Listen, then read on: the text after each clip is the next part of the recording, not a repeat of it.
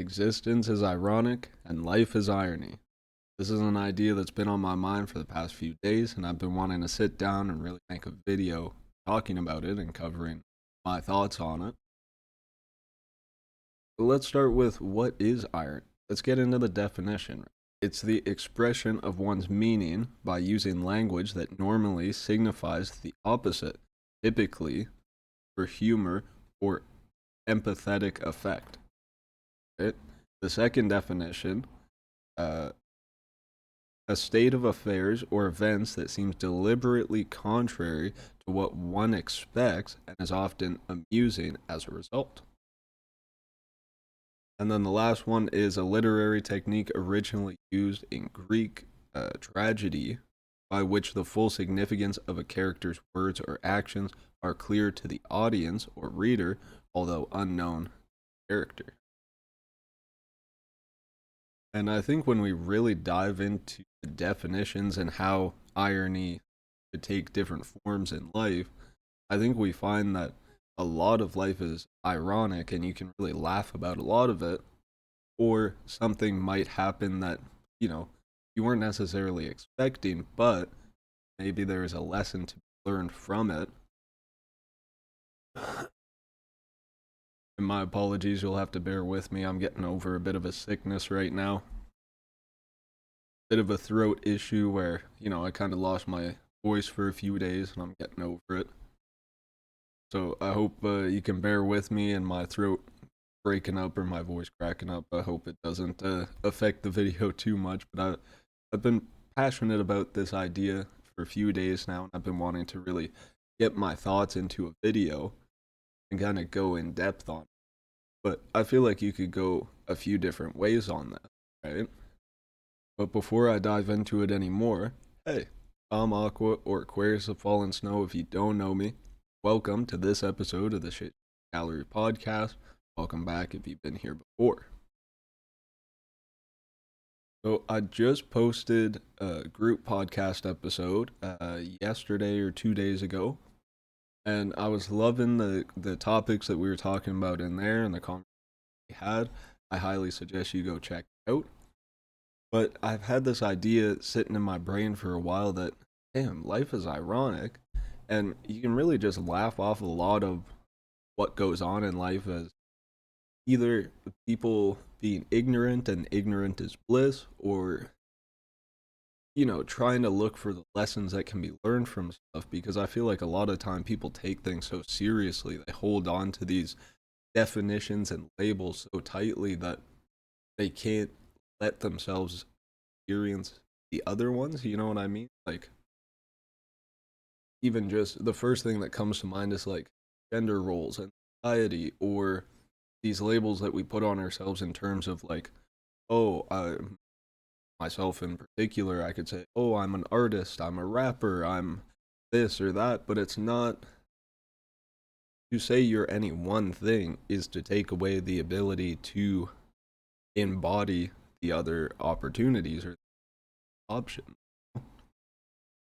I feel like everybody has the ability to not only express themselves in different ways, but to be able to express themselves in the full spectrum that you are able to experience or express yourselves in, right? An idea I was thinking about recently after my Stoicism video, and since we've been watching Star Wars back, we're at the fourth movie right now, um, is the idea of like letting go of loss, or not holding on to this idea of loss too heavily. Uh, and I think you could even call it like the Anakin paradox based on Star Wars, right? For anyone who doesn't know, in Star Wars, Anakin is a character that, spoilers, but if you haven't seen Star Wars yet, it's been a long time and it's worth the watch. But Anakin is a character you see progress through the series where at the start they're considered a good guy or on the good side. And as it progresses, he has this hold on the idea of losing this person that he loves because he lost his mother, and he can't deal with losing people, so he tries to get this the powers of immortality to be able to save people. And then ironically,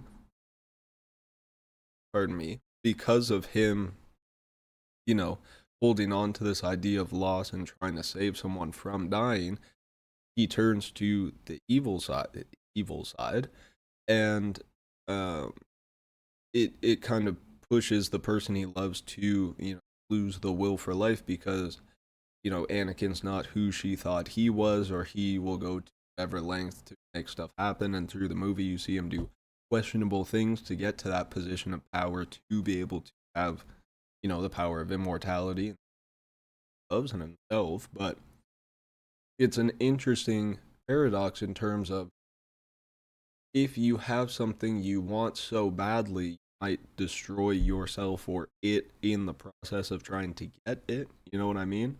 And I think that kind of goes with, a state of affairs or events that's deliberately contrary to what one expects. But in this context of Star Wars, it wasn't amusing. It was more the lesson Anakin from that, right? And I wrote down some other points here because it has been on my brain for a while, and I wanted to make sure I covered all the things. But I feel like you could take it both literally and metaphorically, and we can go into some more examples. I feel like, even to the extent of information in your life and being able to receive new ideas, or being able to process information, if you think about the Akashic records, or a collective database of knowledge that we can tap into, I feel like we have all the information that, like, looking at the third definition of irony on my other screen here, um, the significance of a character's words or actions are clear to the audience or the reader, although not, although unknown to the character. I feel like we in life are the character. We play the character, whoever's we put on, but we're blind to so much. You know what I mean? I feel like maybe there is a level of, whatever you want to call it, enlightenment, or uh, letting go of ego, or whatever it is. But can you get to a point of, you know, the all-seeing eye, or the all-knowing, where you really get to a point of able to put yourself in in somebody else's shoes, because you realize that you are that person, and all it really is like a shift in perspective, right? Are are we able to tap into a database of every emotion? So if somebody says, "Oh, I feel this way," we can, like, we can feel it in ourselves. Maybe I'm starting to feel my throat start to hurt again, but we're getting through it. I think I'm on the right path here of really getting the ideas out that I've been thinking about. But yeah, I feel like we can tap into this, you know, into the Akashic, into, whatever you want to call it. It's whatever label you want to put on it, but it's to define an idea of, unified consciousness, intelligence, to the point where it really does, like, we focus less on the physical bodies and these like the skin suits and the material world. And that's what I talk about with the ego and the static of the third dimension. On my channel, I have a talk called "Is Enlightenment Ascension or Descension?" Ascensions. That's based. It's ironic talking about, anything in life, but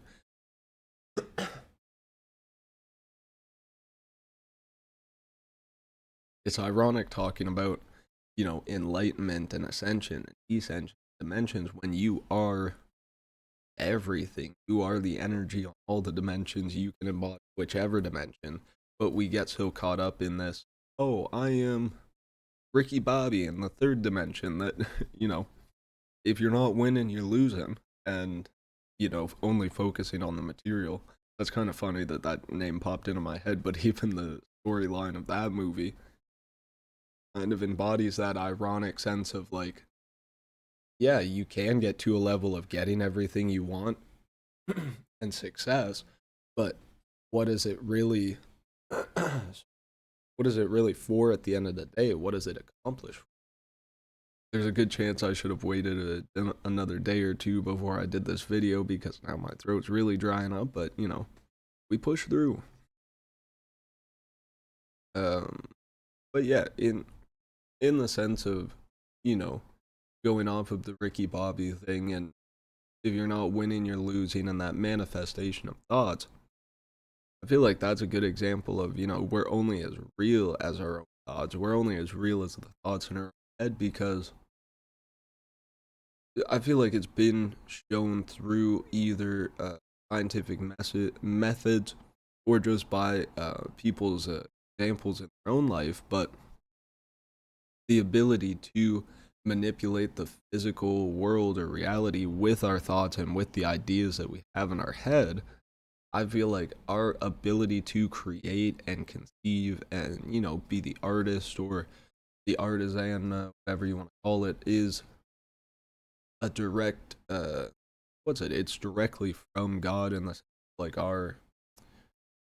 it's our innate ability, and maybe that comes from the higher unified level of ourselves that created us, because I feel like God is just a word or a title that we put on source.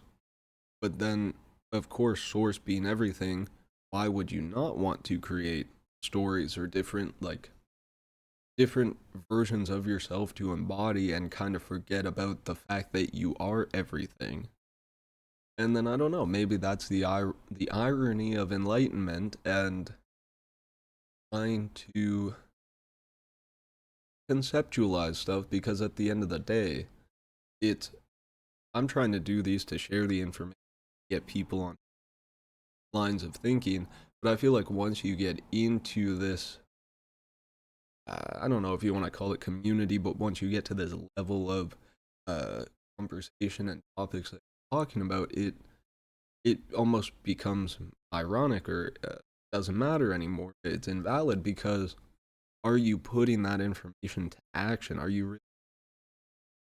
doing what you trained, or like, you know what I mean? I feel like somebody could learn about going to Star Wars, the Jedi Order, or the Sith, and they could get all the information about it. But are you are you training to embody that information? And are you able to actually become a Jedi, basically? And I feel like that's what they talk about with the Force. Force, you know, it's because they talk about it being in every living thing, and it is everything, right? And I feel like that goes back to, you know, us being the gut bacteria of the universe, like before in other content. And if we are that, from the micro to the macro, is that not us listening to ourselves when we say, listen to your gut? Maybe in a sense, higher unified self from what we hear. If we're inside another version of ourselves, would it not be listening to us and what we think or talk about as if we are praying to God? You know what I mean? All us, but I don't know. I feel like I have a gift or an ability, but I love being able to conceptualize and make these like movie scenes in my brain. And if I could somehow, you know, either animate them or bring them to life for you guys, or you have that same ability, I hope you guys are able to see what I talk about, or you can put, you know, you can kind of get visuals in your own head.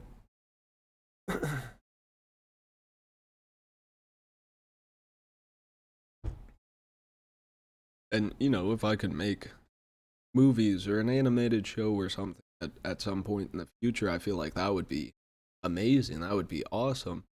But at the same time, it's almost, this is kind of the easiest way and the best way for me to do it right now, because I have the setup and the ability to record podcasts and content for YouTube that I might not be animating or throwing a ton of visuals on right now, but I hope to put my ideas into a format that people can go back through history, kind of like record. historical purposes, but also for myself to be able to go back and go, oh yeah, I did talk about this stuff. What can I take from my knowledge that I already have, as well as, you know, can I turn some of this stuff that I've already talked about to content? I don't know. It's interesting. It's like comparing a Shakespeare, uh, maybe like a Romeo and a Juliet or a Macbeth story, to Star Wars, to something that's going to come out in the future that's going to explain the same concepts. It's like, I don't know what's more important in life. Find your ikigai, as we talk about, and live in the physical.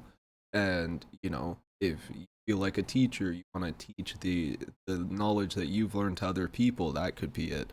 If you want to create content to entertain people while also trying to show, your experience and what you learned, that could be it. But is that more important, and making money from it, and being paid and being able to contribute to society?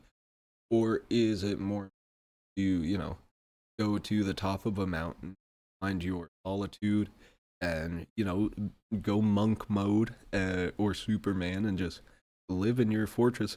Yeah, I already said solitude. Sorry, a temple on top of a mountain, and just, meditate all day. What's important? I feel like the yin and the yang, you have to have the balance of both.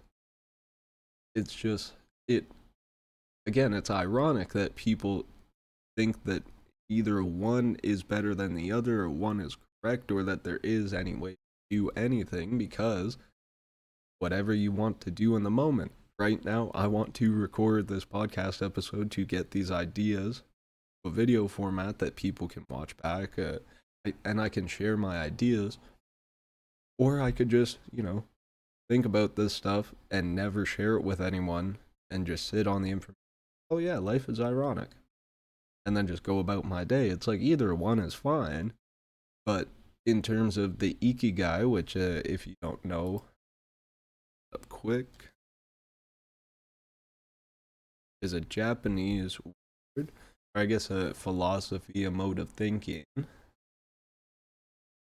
where you can find, I guess, your purpose in life. And this image is a Venn diagram, circles, where if you can find something that you love to do, something that you can get paid for, something that contributes to society, and then something that you're good at as well, that in turn will give you your ikigai, or your, purpose in life. And I feel like even trying to find a purpose to life is ironic, right? Just living is the purpose of life, because you want to get to, the birth to the death, and, learn what you can in between. But even in the sense of, nature, there's almost nothing. We almost put such a weight on learning, on information, on growth, and becoming something that we're not already, that, we take that power away from ourselves to be able to do whatever we. And that's why, I feel like we even had the ability to choose to be in this body, in this life, at this time, right here, right now, because at the end of the day, you can embody any moment of the next. But isn't it crazy that you are watching this in the same moment, time, or wherever, where I am recording it, and, we're able to share these ideas, or this video and this content? Like, I don't know, it kind of blows my mind. But at the same time, you can boil it down to irony, that it is such a crazy idea, or a crazy concept, almost like a play. Imagine, like, I don't know, can you enjoy the play as the person who wrote the play, or the person acting in the play? Not as much as the person watching it for the first time, or somebody watching it for the second or third time, understanding the story, watch for the nuances, and the red herrings, and, you know but you have to have all of it for it to work together to have the idea of a play. You know, you have to have the idea of a spectator or a viewer, and then the actors, the people who want to embody that story, and then somebody who wants to create the story. You know what I mean? You have to have those different levels to even get the idea of a play. And I wonder if it's the same sense with life, theater of life, the play of life, how they call the world a stage. Like, are we not just watching shit go down? But then you can choose to embody the actor or the playwright or, you know, the conductor who's doing the music. Like, you have the ability to choose which one you want to embody, but don't hold on to any one title too heavily, right? Too hard, too tightly, I should say. And that also goes back to like listening to your gut, listening to yourself from the micro to the macro, aligning with, you know, everything, the tree of life, the different levels of consciousness, bodying it. And then, you know, we could even go into the words that people use to describe these concepts and how. Let me pull up the definition for God quick. And it's funny because it talks about deified figure.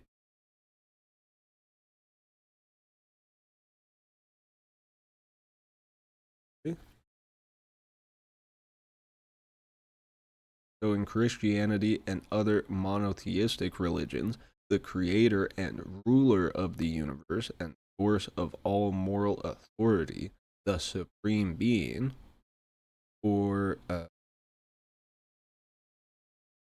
in certain other religions, a superhuman being or spirit worshipped as having power over nature or human fortunes, a deity, right?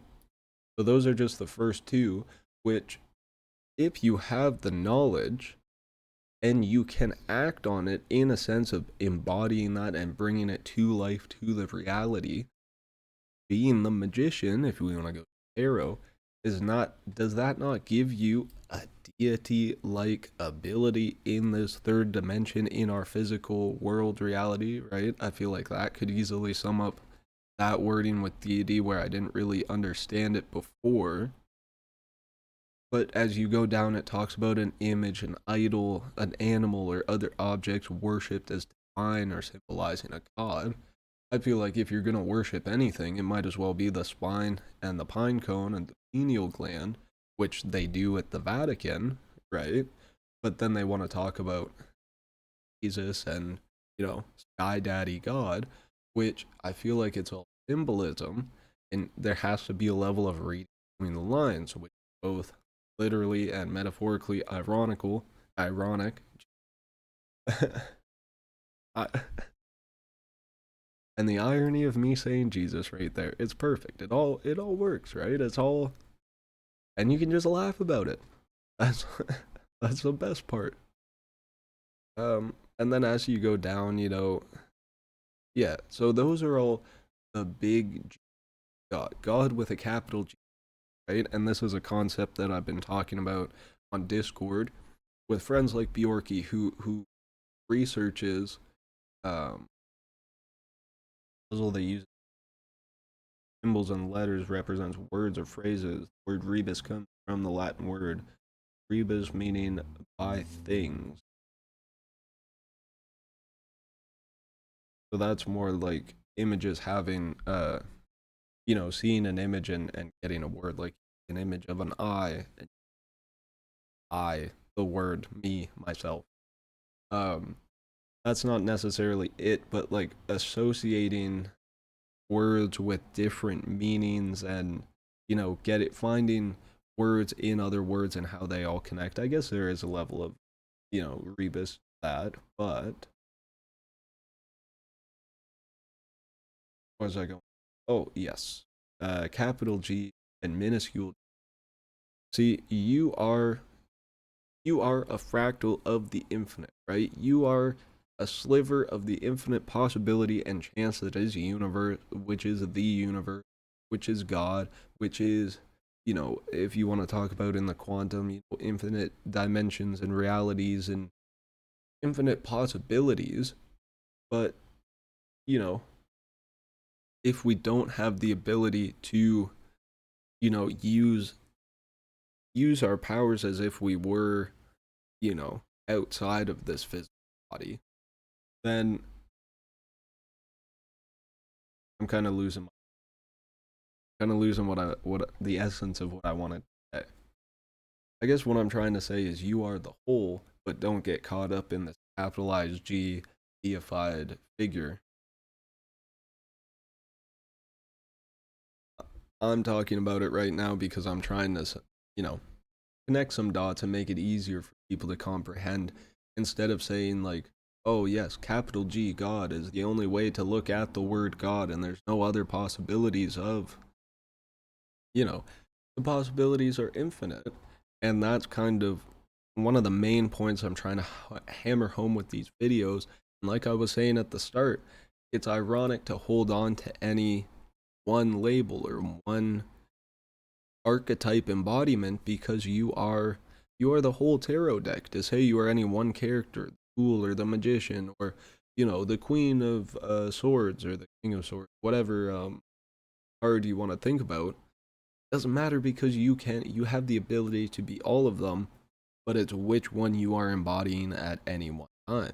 It, and I think one could even say that living a full fulfilled life would be at some point or another embodying all the cards of the tarot or trying to maybe not necessarily find the one you like the most or find where you fit like they talk about with the ikigai, but you know being able to have enough freedom of choice to actually choose to be other than one or two or whatever it is without needing to run off to the mountains and be a monk, or without relying on things like the tarot deck to tell you which one you are at any one given time. I think tarot is more for, asking the Akashic or your unified self, like, hey, this is how the past was, this is how my present is feeling at the moment, and I'm kind of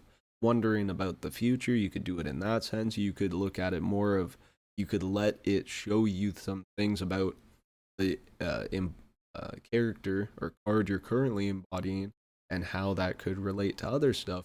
You don't have to let it tell you which one you are. You don't have to look to every day to say like, hey, what am I going to be today? It's like you have the choice to choose.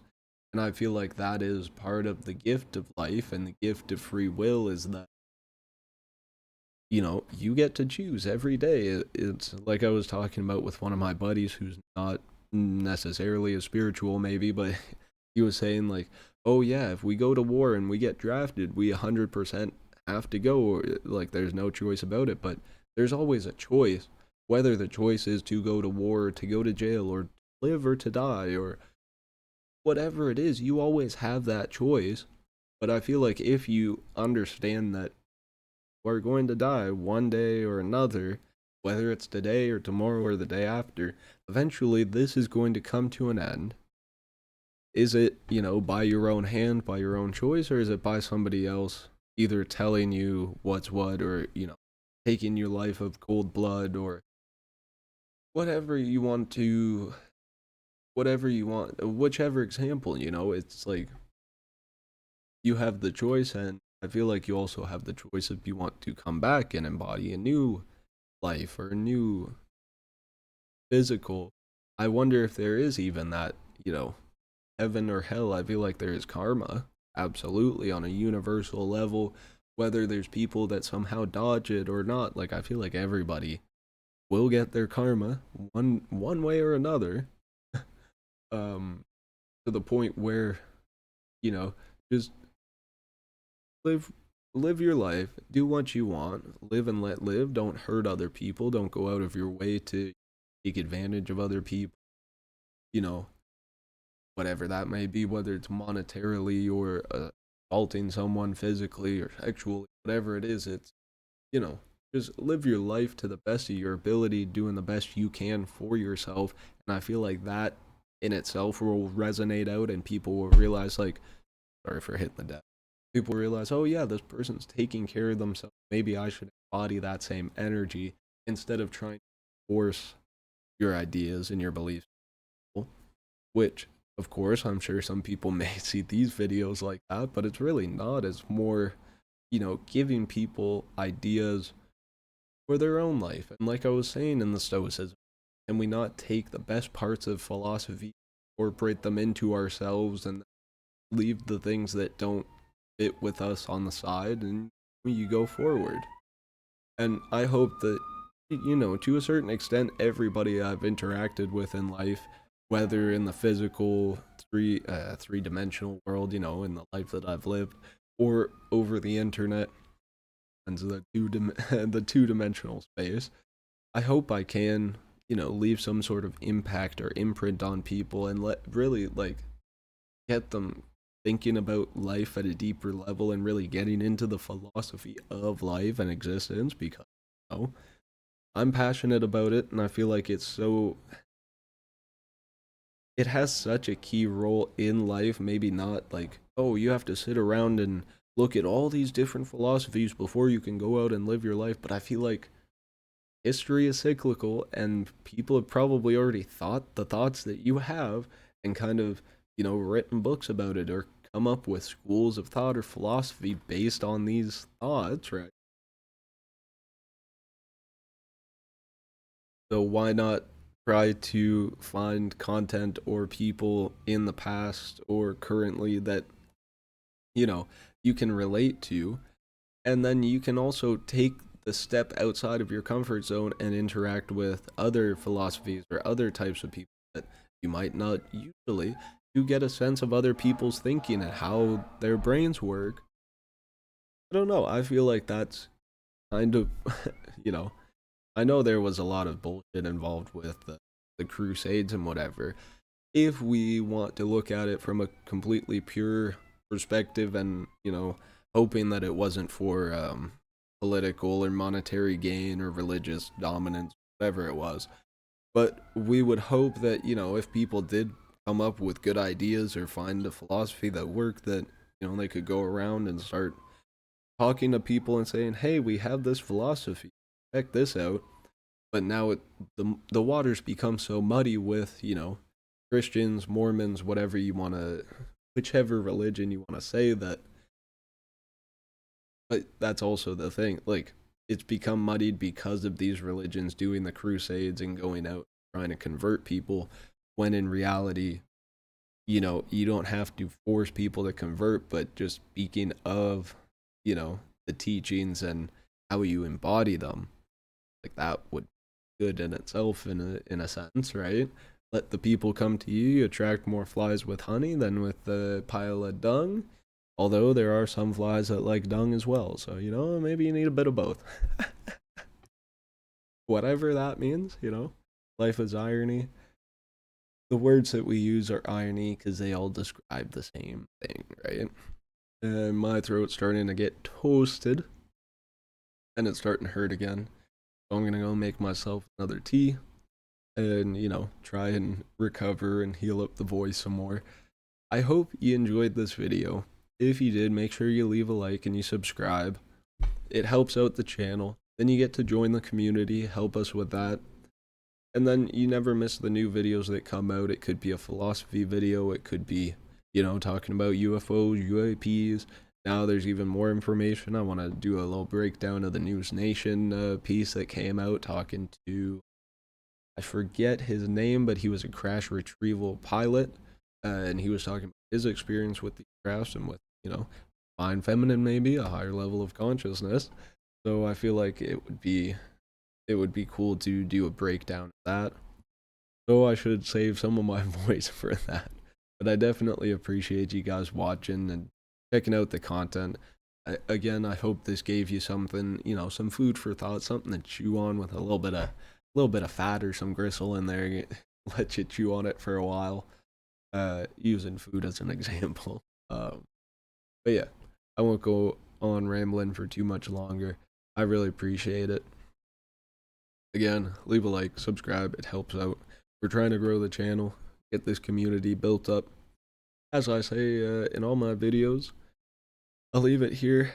With that being said, I love you. Stay safe. Good luck. Easy.